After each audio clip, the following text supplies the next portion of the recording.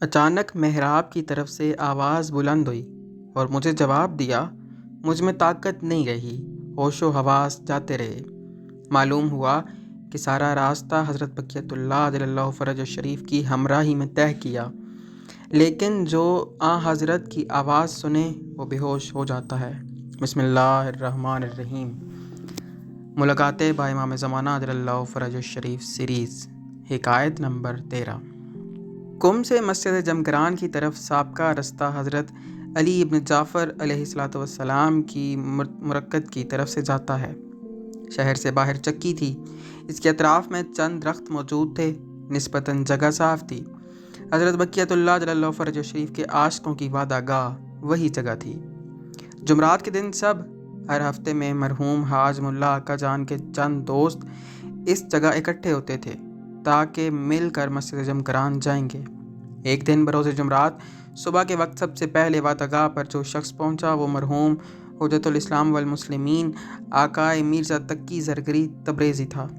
خوب روحانیت کا مالک تھا، اپنے آپ کو کہتا تھا کہ ٹھہر جاؤں تاکہ رفقا پر پہنچ جائیں تو شاید اپنی حالت کو سنبھالنے کی قدرت نہ رہے، اس لیے تنہا مسجد کی طرف چل پڑا۔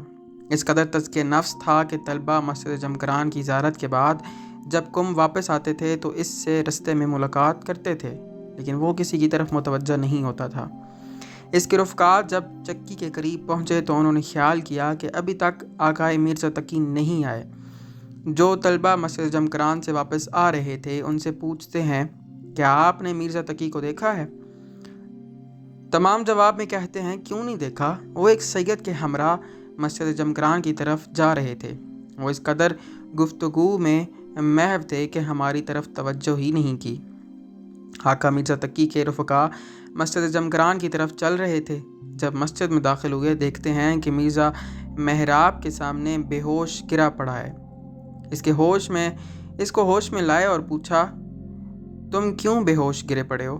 جو سید بزرگوار ساتھ تھے وہ کدھر گئے؟ آقا مرزا تقی کہتے ہیں، میں جب چکی کے نزدیک پہنچا دیکھا خوشحال ہوں، تنہا مسجد کی طرف چل پڑا۔ کوئی شخص ہمراہ نہ تھا، لیکن حضرت بقیت اللہ جل اللہ فرج الشریف کے ساتھ گفتگو میں مشغول تھا۔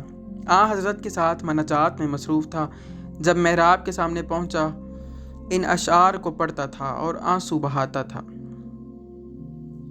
اچانک محراب کی طرف سے آواز بلند ہوئی اور مجھے جواب دیا۔ مجھ میں طاقت نہیں رہی اور بے ہوش ہو گیا، اپنے ہوش و حواس جاتے رہے۔